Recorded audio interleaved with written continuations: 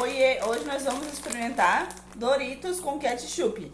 Pacote pequenininho, nós pagamos R$5. Vou estar abrindo com vocês, vamos ver quanto experimentar também, né? É miséria. Ó, vocês conseguem ver? Cheiro de ketchup. Cheiro de ketchup. Primeiro a senhora, experimente. Meu Deus, deve ser ruim. Vamos ver. Ó, cheiro de ketchup.